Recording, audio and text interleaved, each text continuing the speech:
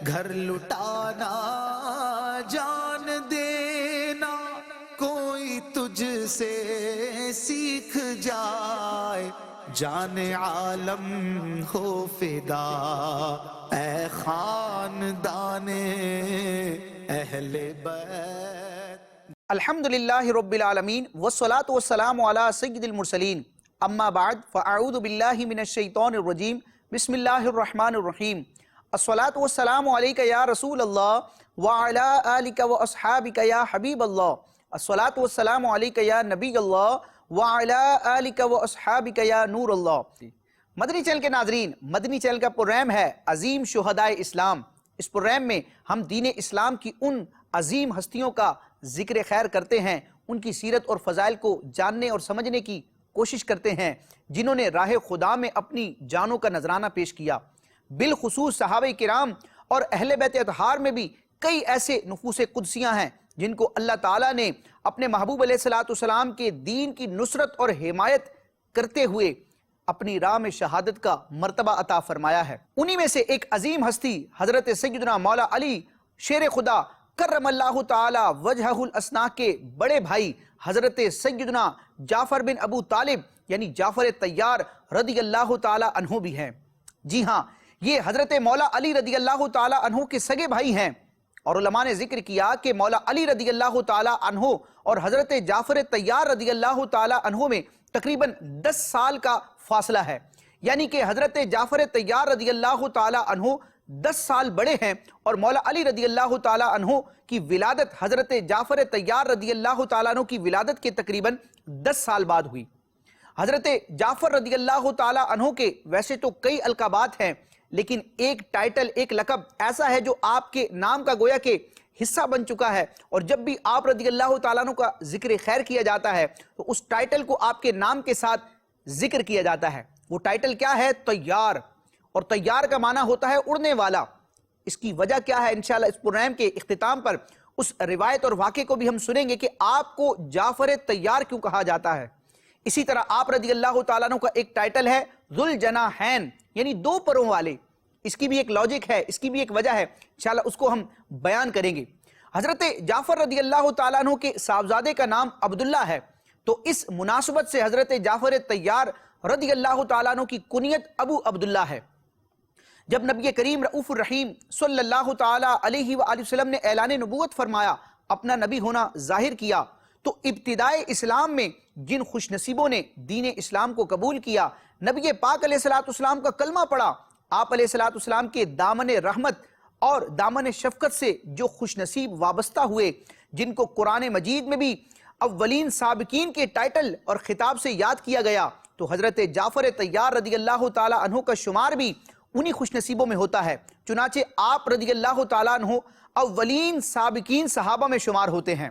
اور مورخین نے ذکر کیا کہ ابتدائی اسلام میں جو افراد اسلام لے کر آئے، ایمان لے کر آئے، تو تقریباً 31 افراد کے ایمان لانے کے بعد 32ویں نمبر پر حضرت جعفر طیار رضی اللہ تعالی عنہ کو نبی پاک علیہ السلام کا کلمہ پڑھنے کی سعادت ملی۔ تو کتنے عظیم صحابی ہیں کہ ابتدائی اسلام ہی سے نبی پاک علیہ السلام کے دامن کرم سے یہ وابستہ ہیں، اور آپ علیہ السلام کا ان کو ایسا خصوصی فیضان ملا چونکہ نسبی اعتبار سے بھی ایک خون کا رشتہ ہے، نبی پاک علیہ السلام کے چچا کے یہ بیٹے ہیں۔ تو پیارے آقا علیہ السلام نے ایک مقام پر حضرت جعفر طیار رضی اللہ تعالیٰ عنہ سے ارشاد فرمایا۔ امام بخاری رحمۃ اللہ تعالیٰ علیہ نے صحیح بخاری شریف میں اس روایت کو ذکر کیا۔ سرکار اعظم صلی اللہ تعالیٰ علیہ وآلہ وسلم ارشاد فرماتے ہیں، جعفر اشبہت خلقی و خلقی او کما قال، کہ اے جعفر تم خلق اور خلق یعنی کہ ظاہری شکل و شباہت کے اعتبار سے بھی اور حسن اخلاق کے اعتبار سے بھی مجھ سے مشابہت رکھتے ہو۔ یعنی صحابہ کرام اور اہل بیت اطہار میں بھی کئی ایسے خوش نصیب افراد ہیں کہ جن کو ظاہری طور پر سرکار علیہ السلام سے مشابہت رہی ہے، جیسے کہ حضرات حسنین کریمین ہیں، یہ پیارے آقا علیہ السلام کے حسن کا گویا کہ ایک جلوہ ہیں۔ حضرت خاتون جنت فاطمہ الزہرا رضی اللہ تعالی عنہا بھی نبی پاک علیہ السلام سے ظاہری مشابہت رکھتی ہیں، تو انہی خوش نصیبوں میں حضرت جعفر طیار رضی اللہ تعالی عنہ کا بھی مقام و مرتبہ ہے۔ اور مولا علی رضی اللہ تعالیٰ عنہ کو اپنے بڑے بھائی جان حضرت جعفر طیار رضی اللہ تعالیٰ عنہ سے کس قدر محبت ہے، اس کا نظارہ حضرت سیدنا جعفر طیار رضی اللہ تعالیٰ عنہ کے صاحبزادے حضرت عبداللہ بن جعفر رضی اللہ تعالیٰ عنہ یوں بیان فرماتے ہیں کہ ایک مرتبہ میں نے مولا علی رضی اللہ تعالیٰ عنہ سے کسی شے کا سوال کیا تو حیدر کرار مولا مرتضی کرم اللہ تعالیٰ وجہہ الاسنا نے انکار فرما دیا۔ حضرت عبداللہ بن جعفر فرماتے ہیں کہ پھر میں نے دوبارہ مولا علی کی بارگاہ میں عرض کی اور ان الفاظ کا اضافہ کیا بحق کی جعفر کہ اے مولا مرتضی مجھے حضرت جعفر یعنی اپنے بڑے بھائی جان کے صدقے ان کے واسطے یہ چیز عطا کر دیجئے۔ حضرت عبداللہ بن جعفر فرماتے ہیں کہ جیسے ہی حیدر کرار کی بارگاہ میں میں نے اپنے والد گرامی یعنی مولا مرتضی شیر خدا کرم اللہ تعالی وجہہ الاسنا کے بڑے بھائی حضرت جعفر طیار رضی اللہ تعالیٰ عنہ کا حوالہ پیش کیا، ان کا صدقہ ذکر کیا، تو مولا علی رضی اللہ تعالیٰ عنہ نے فوراً مجھے وہ چیز عطا فرما دی۔ تو یہ محبتیں ہیں، اللہ تبارک و تعالیٰ ان محبتوں کا ہمیں صدقہ عطا فرمائے۔ مدنی چینل کے ناظرین، نبی پاک علیہ السلام کے اعلان نبوت فرمانے کے 5ویں سال یعنی نبوت کے 5ویں سال مسلمانوں نے مکۃ المکرمہ سے حبشہ کی طرف ہجرت کی، اور اس ہجرت کا بنیادی سبب یہ تھا کہ جو کفاران مکہ تھے، مکے کے جو کافر اور غیر مسلم افراد تھے، انہوں نے صحابہ کرام کو طرح طرح کی تکلیفیں دی، تو پیارے آقا علیہ السلام کی اجازت اور حکم سے تقریباً 80 کے قریب مسلمانوں نے مکۃ المکرمہ سے سرزمین حبشہ کی طرف ہجرت کی، اور یہ دین اسلام کی سب سے پہلی ہجرت ہے۔ انہی خوش نصیبوں میں ہجرت کرنے والوں میں حضرت سیدنا جعفر طیار رضی اللہ تعالیٰ عنہ بھی شامل تھے۔ تو یوں جعفر طیار رضی اللہ تعالیٰ عنہ کی ایک اسپیشلٹی یہ بھی ہے کہ آپ دین اسلام میں ہونے والی سب سے پہلی ہجرت میں شریک ہونے والے ہیں۔ جب حضرت جعفر طیار رضی اللہ تعالیٰ عنہ حبشہ پہنچے تو ایک موقع پر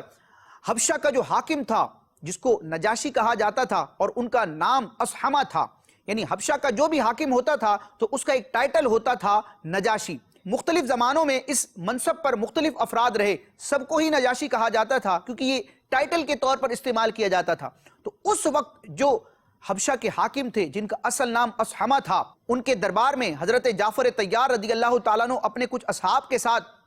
تشریف لے جاتے ہیں، اور وہاں جا کر اللہ تعالیٰ کی وحدانیت، سرکار اعظم صلی اللہ تعالیٰ علیہ وآلہ وسلم کی نبوت و رسالت، اسلام کی حقانیت، حضرت عیسیٰ روح اللہ علی نبینا وعلیہ السلام کی عظمت و شرافت، اور آپ کی والدہ ماجدہ حضرت سیدتنا مریم رضی اللہ تعالی عنہا کی پاک دامنی اور طہارت اور آپ کی فضائل پر ایسی تقریر، ایسا بیان فرماتے ہیں کہ اس بیان سے متاثر ہو کر حبشہ کے حاکم نجاشی حضرت اصحمہ رضی اللہ تعالی عنہ نے دین اسلام کو قبول کیا، اور برجستہ یہ کہا کہ میں محمد عربی صلی اللہ تعالی علیہ وآلہ وسلم کے نبی ہونے کا قائل ہوں، اور میں یہ تسلیم کرتا ہوں کہ نبی کریم علیہ السلام محمد عربی اللہ کے رسول ہیں، اور حضرت عیسیٰ علیہ السلام نے انہی کی بشارت دی تھی۔ پھر نجاشی نے بڑی محبت بھرے اور عقیدت بھرے الفاظ کہے، جس کا خلاصہ یہ ہے کہ اگر میں بادشاہت کی مصروفیات میں مشغول نہ ہوتا تو میں محمد عربی صلی اللہ تعالی علیہ وآلہ وسلم کی بارگاہ میں خدمت کے لیے حاضر ہوتا اور ان کے نالین کو اٹھاتا۔ پھر نجاشی بادشاہ نے حضرت جعفر طیار رضی اللہ تعالیٰ عنہ اور ان کے ساتھیوں کے لیے کھانے وغیرہ کا اہتمام کیا، لباس کا اہتمام کیا اور عزت افزائی کا معاملہ کیا۔ مدنی چینل کے ناظرین، جب حضور نبی کریم صلی اللہ تعالی علیہ وآلہ وسلم غزوہ خیبر سے واپس تشریف لائے تو انہی دنوں میں حضرت جعفر طیار رضی اللہ تعالی عنہ حبشہ سے ہجرت کر کے مدینہ منورہ حضور نبی کریم صلی اللہ تعالی علیہ وآلہ وسلم کی بارگاہ میں حاضر ہوتے ہیں۔ تو یوں حضرت جعفر طیار رضی اللہ تعالیٰ عنہ نے بنیادی طور پر 2 ہجرتیں فرمائی، ایک مکہ سے حبشہ کی طرف اور ایک حبشہ سے مدینہ کی طرف۔ اسی لیے حضرت جعفر طیار رضی اللہ تعالیٰ عنہ کا ایک ٹائٹل ہے صاحب الہجرتین یا ذو الہجرتین، یعنی 2 ہجرتوں والے۔ اللہ تعالیٰ نے آپ کو یہ سعادت عطا فرمائی۔ جب پیارے آقا علیہ السلام نے حضرت جعفر طیار یعنی اپنے چچا کے بیٹے کو جب ملاحظہ فرمایا تو آپ علیہ السلام بڑے خوش ہوئے، مسرت کا اظہار فرمایا، اور پیارے آقا علیہ السلام نے فرط محبت سے حضرت جعفر طیار رضی اللہ تعالیٰ عنہ کے ماتھے پر بوسہ دیا اور آپ کو سینے سے لگایا، اور بڑی محبت والی بات ذکر فرمائی کہ مجھے معلوم نہیں کہ مجھے فتح خیبر کی زیادہ خوشی ہے یا حضرت جعفر کے واپس لوٹنے کی خوشی ہے۔ یہ آپ علیہ السلام کی محبت کے جذبات تھے۔ 7ویں ہجری میں حضرت جعفر طیار رضی اللہ تعالیٰ عنہ مدینہ شریف حضور علیہ السلام کی بارگاہ میں حاضر ہوتے ہیں، اور اگلے ہی سال 8ویں ہجری میں شام کی سرزمین پر مسلمانوں کا رومیوں کے ساتھ ایک مارکہ ہوا جس کو غزوہ موتا کے نام سے یاد کیا جاتا ہے۔ چنانچہ حضور نبی کریم رؤوف الرحیم صلی اللہ تعالی علیہ وآلہ وسلم نے تقریباً 3000 صحابہ کی جماعت کو روانہ فرمایا اور ان کی قیادت کے لیے حضرت زید بن حارثہ رضی اللہ تعالیٰ عنہ کا انتخاب فرمایا، اور سرکار اعظم علیہ السلام نے پہلے ہی سے یہ ارشاد فرما دیا تھا کہ جب غزوے کا معاملہ ہو، لڑائی کا معاملہ ہو، اور اگر حضرت زید بن حارثہ رضی اللہ تعالیٰ عنہ شہید ہو جاتے ہیں تو دوسرے نمبر پر اس اسلامی لشکر کی قیادت حضرت سیدنا جعفر طیار کریں گے، اور اگر یہ بھی شہادت کا جام نوش کرتے ہیں تو پھر تیسرے نمبر پر حضرت سیدنا عبداللہ بن رواحہ رضی اللہ تعالی عنہ، جو کہ عظیم صحابی بھی ہیں اور نعت خواں صحابی ہیں۔ نبی پاک علیہ السلام کی توصیف و ثناء اور نعت میں آپ اشعار لکھا کرتے تھے، تو آپ علیہ السلام نے فرمایا کہ تیسرے نمبر پر پھر عبداللہ بن رواحہ اسلامی لشکر کی قیادت کریں گے۔ چنانچہ 3000 کا یہ لشکر جب شام کی سرزمین پر موتا کے مقام پر پہنچا تو سامنے 1 لاکھ کی تعداد میں رومیوں کا لشکر جرار تھا، اور اس کے مقابلے میں صحابہ کرام کی تعداد صرف 3000 تھی۔ جب لڑائی کا جنگ کا معاملہ شروع ہوا تو حضرت زید بن حارثہ رضی اللہ تعالیٰ عنہ آگے بڑھتے ہیں۔ صحابہ کرام نے رب تبارک و تعالیٰ کی بارگاہ میں اپنی جانوں کا نذرانہ پیش کرنے کے لیے جب جہاد کا عمل شروع کیا تو ایک وقت آیا کہ حضرت زید بن حارثہ رضی اللہ تعالیٰ عنہ کو شہید کر دیا گیا۔ مدنی چینل کے ناظرین، یہ معاملہ اور یہ مارکہ شام کی سرزمین پر موتا کے مقام پر ہو رہا تھا، لیکن قربان جائیں نبی پاک علیہ السلام کی نگاہوں کے، اللہ تعالیٰ نے اپنے محبوب علیہ السلام کو کیسی بصارت، کیسی بینائی، کیسی طاقت اور اتھارٹی عطا فرمائی ہے کہ یہ مارکہ تو شام کی سرزمین پر ہو رہا ہے، لیکن پیارے آقا علیہ السلام مدینہ منورہ میں اس سارے منظر کو ملاحظہ فرما رہے ہیں، اور صرف خود ملاحظہ نہیں فرما رہے بلکہ اپنے صحابہ کرام کے سامنے اس کو بیان بھی فرما رہے ہیں۔ مدنی چینل کے ناظرین، ذرا امیجن کریں، ذرا تصور کریں، اس وقت میڈیا کا کوئی دور نہیں تھا، کوئی ایسا سیٹلائٹ کا نظام نہیں تھا کہ ایک ملک کی اس طرح کی خبریں دوسرے ملک تک پہنچائی جائیں۔ یہ رب تبارک و تعالیٰ نے اپنے محبوب علیہ السلام کو پاور عطا فرمائی ہے، طاقت، اختیار اور علم عطا فرمایا ہے کہ آپ علیہ السلام نے اس ساری سچویشن کو بیان فرمایا، اور اس پوری حدیث کو، اس واقعے کو امام بخاری رحمۃ اللہ تعالیٰ علیہ جیسے عظیم محدث جن کو امیر المومنین فی الحدیث کہا جاتا ہے، انہوں نے بخاری شریف میں روایت کیا ہے۔ چنانچہ جب حضرت زید بن حارثہ رضی اللہ تعالیٰ عنہ شہید ہو گئے، پیارے آقا علیہ السلام خود اس کو بیان فرماتے ہیں کہ اب اسلام کا جھنڈا حضرت جعفر طیار رضی اللہ تعالیٰ عنہ نے لیا۔ حضرت جعفر طیار رضی اللہ تعالیٰ عنہ لشکر میں آگے بڑھے، ان رومیوں کا مقابلہ فرمایا،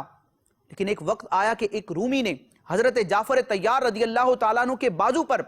تلوار کے ذریعے ایسا شدید حملہ کیا کہ حضرت جعفر طیار رضی اللہ تعالیٰ عنہ کا مبارک بازو آپ کے جسم سے جدا ہو گیا۔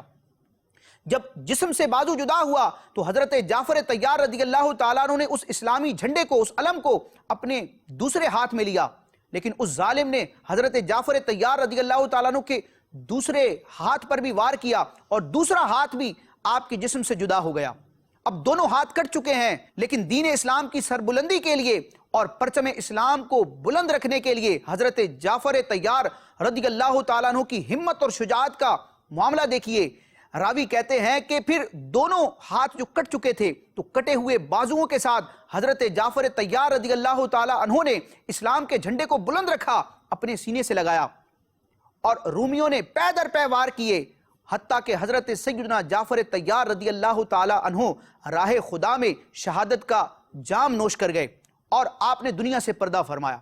مدنی چینل کے ناظرین، حضرت عبداللہ ابن عمر رضی اللہ تعالیٰ عنہما اس واقعے کے حوالے سے بیان کرتے ہیں کہ حضرت جعفر طیار جو مولا مرتضیٰ کے بھی بڑے بھائی ہیں، مولا علی رضی اللہ تعالیٰ عنہ کی شجاعت کے تو ہم نے کئی واقعات سنے، لیکن مولا علی رضی اللہ تعالیٰ عنہ کے بڑے بھائی کی شان کیا ہے؟ حضرت عبداللہ ابن عمر فرماتے ہیں کہ جب یہ مارکہ ختم ہوا اور حضرت جعفر طیار رضی اللہ تعالیٰ عنہ کو دیکھا گیا تو آپ کے جسم اقدس پر 90 سے زیادہ زخم تھے، 90 سے زیادہ وار تھے۔ مدنی چینل کے ناظرین، یہاں انتہائی اہم بات یہ ہے کہ وہ 90 کے 90 زخم حضرت سیدنا جعفر طیار رضی اللہ تعالی عنہ کے بدن کے اگلے حصے پر لگے تھے،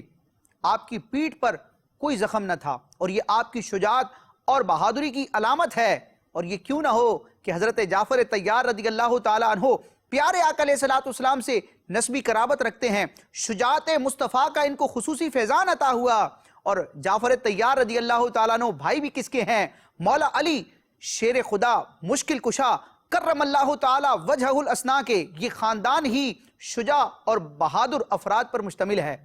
حضرت جعفر طیار رضی اللہ تعالیٰ عنہ کے بھتیجے حضرت سیدنا امام حسین رضی اللہ تعالیٰ عنہ کی شہادت اور قربانی بھی دین اسلام کا ایک روشن باب ہے، لیکن حضرت سیدنا امام حسین رضی اللہ تعالیٰ عنہ کے تایا حضرت سیدنا جعفر طیار رضی اللہ تعالیٰ عنہ کی بھی کیا خوب شان ہے کہ 90 سے زیادہ زخم آپ کو جسم کے اگلے حصے پر لگے، یعنی آپ پیچھے مڑ کر نہ ہٹے بلکہ آپ نے دشمن کا مقابلہ کیا، ان کو فیس کیا، اور سارے وار آپ کے جسم کے اگلے حصے پر لگے۔ جب حضرت سیدنا جعفر طیار رضی اللہ تعالیٰ عنہ کی شہادت ہو گئی تو نبی پاک علیہ الصلوۃ والسلام نے اہل مدینہ کو مدینہ شریف میں آپ رضی اللہ تعالیٰ عنہ کی شہادت کی خبر ارشاد فرمائی، اور پھر نبی پاک علیہ الصلوۃ والسلام حضرت جعفر طیار رضی اللہ تعالیٰ عنہ کے گھر تشریف لے گئے، اور حضرت جعفر طیار رضی اللہ تعالیٰ عنہ کے گھر والوں سے ارشاد فرمایا کہ ان کے جو بچے ہیں انہیں میرے پاس لایا جائے۔ جب حضرت جعفر طیار رضی اللہ تعالیٰ عنہ کے صاحبزادے ان کے بچے نبی پاک علیہ الصلوۃ والسلام کی بارگاہ میں حاضر ہوئے تو آپ علیہ الصلوۃ والسلام نے انہیں پیار فرمایا، محبت کا اظہار فرمایا، اور پھر حضرت جعفر طیار رضی اللہ تعالیٰ عنہ کی شہادت کی انہیں خبر دی۔ مدنی چینل کے ناظرین، اللہ رب العزت نے حضرت جعفر طیار رضی اللہ تعالیٰ عنہ کو کیسا مقام و مرتبہ عطا فرمایا کہ آپ رضی اللہ تعالیٰ عنہ شہادت کے رتبے سے سرفراز ہوئے۔ نبی پاک علیہ الصلوۃ والسلام نے ان کی عظمت و شان کو بیان کرتے ہوئے ارشاد فرمایا کہ میں نے گزشتہ رات جنت میں حضرت جعفر کو فرشتوں کے ساتھ اڑتے ہوئے دیکھا ہے، اور ایک اور روایت کے الفاظ ہیں کہ اللہ رب العزت نے حضرت جعفر طیار رضی اللہ تعالیٰ عنہ کو ان کٹے ہوئے دونوں بازوؤں کے بدلے میں 2 پر عطا فرمائے ہیں، اور یہی وجہ ہے کہ رب تبارک و تعالیٰ نے آپ کو یہ عظمت و شان عطا فرمائی کہ آپ شہادت کے بعد فرشتوں کے ساتھ 2 پروں کے ذریعے اڑتے ہیں، اور 2 پر والے کو ذوالجناحین کہا جاتا ہے، اور یہ حضرت جعفر طیار رضی اللہ تعالیٰ عنہ کا ایک ٹائٹل ہے، ذوالجناحین یعنی کہ 2 پروں والے۔ اور چونکہ نبی پاک علیہ الصلوۃ والسلام کی اس غیبی خبر کہ آپ علیہ الصلوۃ والسلام نے ملاحظہ فرمایا اور حضرت جعفر طیار رضی اللہ تعالیٰ عنہ کی اس کیفیت کو، اس عظمت و شان کو بیان فرمایا کہ آپ 2 پروں کے ذریعے فرشتوں کے ساتھ اڑ رہے ہیں، لہٰذا آپ کا ایک ٹائٹل ہے طیار یعنی اڑنے والا۔ جعفر کون؟ حضرت جعفر طیار، وہ جعفر کہ جن کو رب تبارک و تعالیٰ نے 2 بازوؤں کے بدلے 2 پر عطا فرمائے ہیں، جن پروں کے ساتھ آپ فرشتوں کے ساتھ پرواز کرتے ہیں۔ مدنی چینل کے ناظرین، تو یہ صحابہ کرام اور اہل بیت اطہار ہیں، اتنی قربانیاں ان نفوس قدسیہ نے دین اسلام کی بقا، تحفظ، اشاعت اور فروغ کے لیے دی۔ اللہ تعالی ہمیں بھی دین اسلام کے لیے قربانی دینے کی توفیق عطا فرمائے، اپنا وقت، اپنا مال اللہ تبارک و تعالی اپنی راہ میں قربان کرنے کی ہمیں توفیق عطا فرمائے۔ یہ صحابہ کرام ہیں، یہ اس امت کے محسن ہیں کہ قرآن و حدیث کا جو فیضان اور قرآن و حدیث کی تعلیمات ہیں انہی صحابہ کرام کے ذریعے ہم تک پہنچی۔ ذرا امیجن کریں، ذرا تصور کریں صحابہ کرام کتنے عظیم ہیں کہ قرآن مجید کی آیتیں آپ علیہ الصلوۃ والسلام کے سینہ اطہر پر نازل ہوتی ہیں۔ یہ صحابہ کرام، یہ اہل بیت اطہار ان قرآن کی آیتوں کو مختلف چیزوں پر لکھتے ہیں، یاد کرتے ہیں، ان کو کتابی شکل میں جمع کیا جاتا ہے، مصحف تیار کیا جاتا ہے۔ وہ قرآن کا فیضان آج تک امت کو نصیب ہو رہا ہے، بیچ میں واسطہ صحابہ کرام ہیں۔ آپ علیہ الصلوۃ والسلام کے ارشادات اور آپ کے فرامین کو یاد کرنے والے اور امت تک پہنچانے والے یہ صحابہ کرام ہیں۔ اسلام کا جو بنیادی علمی ماخذ ہے قرآن و حدیث، یہ دونوں ہم تک پہنچانے والے صحابہ کرام ہیں۔ ایک ہی زمانے میں، ایک ہی وقت میں یہ نفوس قدسیہ قرآن کو بھی جمع کر رہے ہیں، قرآن کو بھی آگے پہنچا رہے ہیں، حدیث رسول کی حفاظت کر کے اسے بھی آگے پہنچا رہے ہیں، اور ریاست کے امور کو بھی سر انجام دے رہے ہیں۔ ان صحابہ کرام اور اہل بیت اطہار کی اتنی قربانیاں ہیں اور ان کے اتنے احسانات ہیں کہ یہ امت مل کر بھی ان احسانات کا بدلہ نہیں دے سکتی۔ اللہ تبارک و تعالیٰ ان صحابہ اور اہل بیت اطہار سے ہمیں عقیدت و محبت رکھنے کی توفیق عطا فرمائے اور ان کی سیرت اور ان کے انداز کو اختیار کرنے کی سعادت عطا فرمائے، آمین بجاہ النبی الامین صلی اللہ تعالی علیہ وسلم۔ مدنی چینل دیکھتے رہیے۔ گھر لٹانا، جان دینا، کوئی تجھ سے سیکھ جائے، جان عالم ہو فدا، اے خاندان اہل بیت